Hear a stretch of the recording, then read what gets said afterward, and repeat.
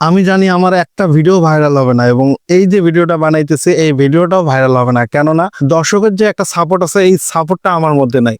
আমি দেখেছি যে 2 মাস 3 মাস 6 মাস পর্যন্ত একজন কন্টেন্ট ক্রিয়েটর কাজ করে থাকে, তাদের পেজ গ্রোথ করে, কিভাবে করে এটা আমার জানা নাই, তো তারা জানে, তারা ওইভাবে কন্টেন্ট ক্রিয়েট করে থাকে।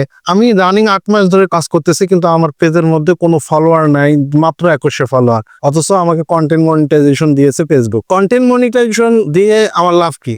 আমার তো কোনো লাভ নেই। আমার ভিডিওতে ভিউজ নেই, আমার ডলার আসবে কোথা থেকে? ভিডিওতে যে ভিউজ নাই এটার কারণ হলো যে দর্শকের একটা সাপোর্ট। এই দর্শকের যদি সাপোর্ট না থাকে তাহলে ভিডিওতে কোনো প্রকার ভিউজ আসবে না। কন্টেন্ট মনিটাইজেশন সবাইকে দিয়েছে, কন্টেন্ট মনিটাইজেশন অনেক নতুন ইউজার পেয়েছে, পাওয়ার পর তারা তো হয়তো ভাবতেছে, নাচানাচি করতেছে, সফলতা অর্জন করেছে, আমাকে ফেসবুক কন্টেন্ট মনিটাইজেশন দিয়েছে, আমি এখান থেকে আর্নিং করতে পারবো। কোনো লাভ নাই ভাই কন্টেন্ট মনিটাইজেশন পেয়েও নতুনদের। এই কথা কেন বলতেছে আমি বলি, আপনার ভিডিওতে যদি ভিউজ না থাকে কোনো লাভ হবে না।